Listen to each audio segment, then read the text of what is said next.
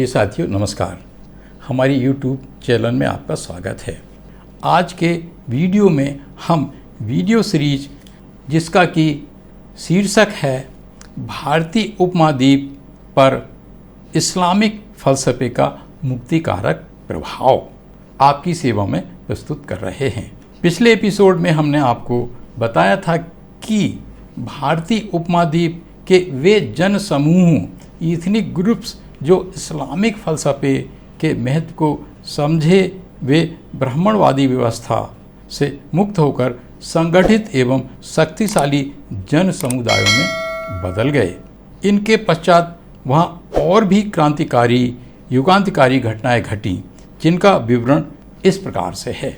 एक अवस्था ऐसी आई या यूँ कहें कि इन जन समूहों को सुसंगठित करने टू कंसोलिडेट अत्याचारों का डटकर मुकाबला करने के लिए एक पृथक से धर्म पंथ स्थापित करने की आवश्यकता हुई तो फिर उन्होंने अपने गुरुओं उपदेशकों संतों के वचनों शिक्षाओं उपदेशों का संकलन किया, उनका संपादन एडिटिंग किया, संहिताकरण कोडिफिकेशन किया और अंत में एक धर्म ग्रंथ का निर्माण कर दिया जिसे पवित्र गुरु ग्रंथ साहब कहते हैं। और इस पर आस्था रखने वाले लोग जन समुदाय सिख कहलाए। इस महान ऐतिहासिक विकास के संबंध में हमारे विचार अति संक्षेप में इस प्रकार से हैं। पहला बिंदु, जाट एवं गुर्जर जन समूहों ने अपना पृथक से जो महान धर्म स्थापित किया और जो महान धर्म ग्रंथ बनाया वो कुरान पाक की तर्ज शैली पर बनाया और आधारभूत रूप से इसमें इस्लाम के ही दर्शन जैसे न्याय, समता, स्वतंत्रता, बंधुत्व के ही मौलिक तत्व लिए गए। दूसरा बिंदु, विश्व का ये ऐसा नवीनतम महान धर्म ग्रंथ है जो वैज्ञानिकता, तार्किकता एवं हेतुवादिता के सबसे निकट है।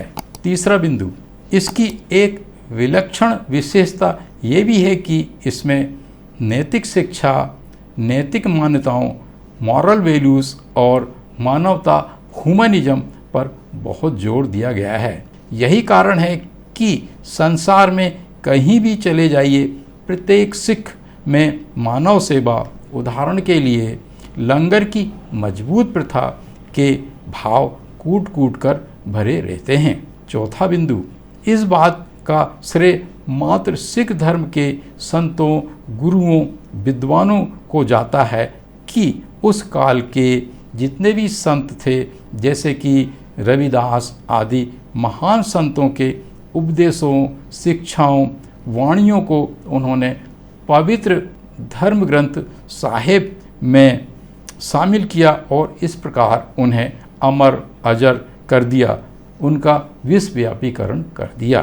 पांचवा बिंदु, आज यही कारण है कि सिख समुदाय सारे विश्व में सबसे बहादुर, संगठित, संपन्न एवं गरिमामय जन समुदाय है।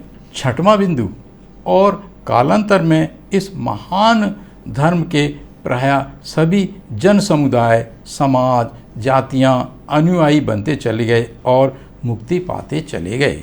उक्त तथ्यों का वर्णन करना यहाँ इसलिए महत्वपूर्ण है कि काश जो अनुगमन अप्रोचेस उस समय के पश्चिमी उत्तरी भारत के लोगों ने अपनाया जिनमें जाट और गुर्जर जन समुदाय प्रमुख थे, वही अनुगमन मध्य भारत के संतों जैसे कि संत कबीर आदि द्वारा और यहाँ की प्रताड़ित जनता द्वारा अपनाया गया होता तो यहाँ भी सिखों की तरह से ही वे भी अपने स्वयं के एक स्थापित धर्म के अनुयायी होते व मुक्त व ज्ञानवान, एमेंसिपेटेड एंड एनलाइटेंड वाले होते।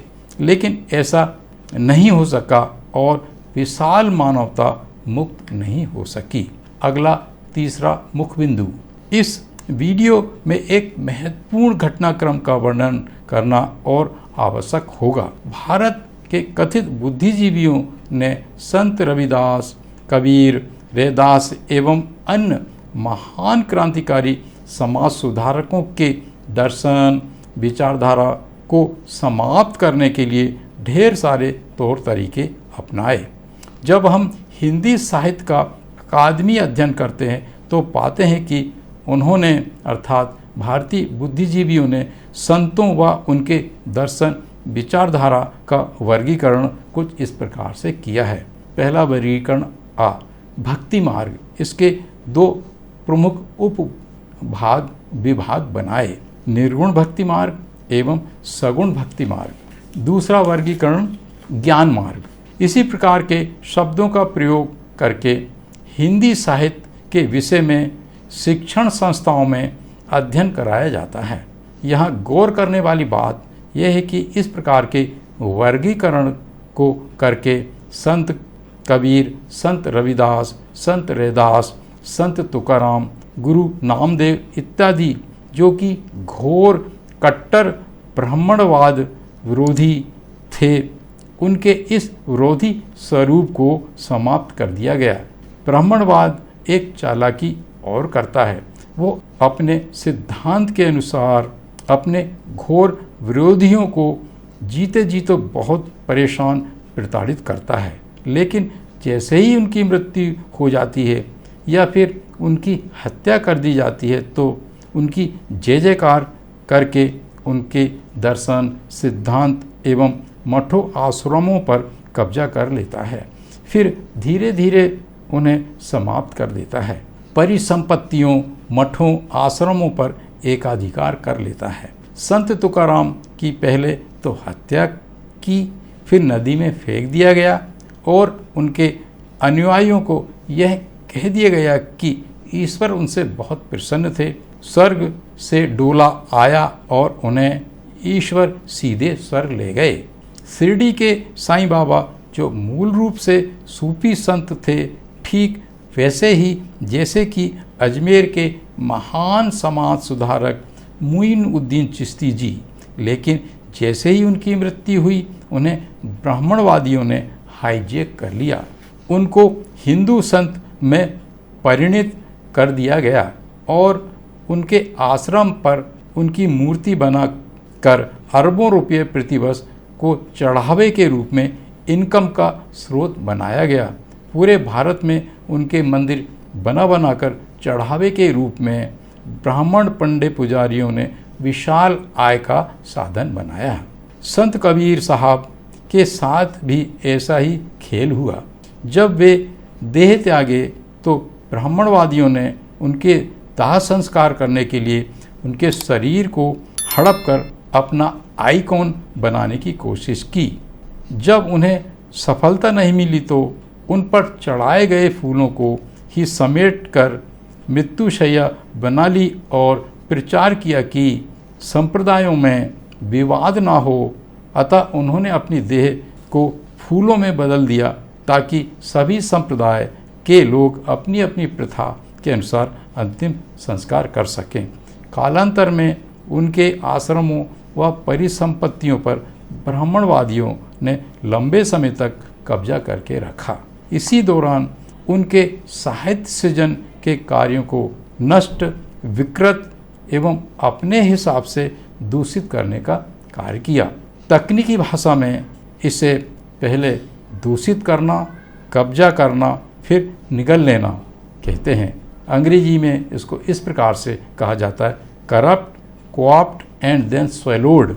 ब्राह्मणवादियों ने इसी तकनीक को अपनाकर भारत के बौद्ध धर्म को भी समाप्त किया था।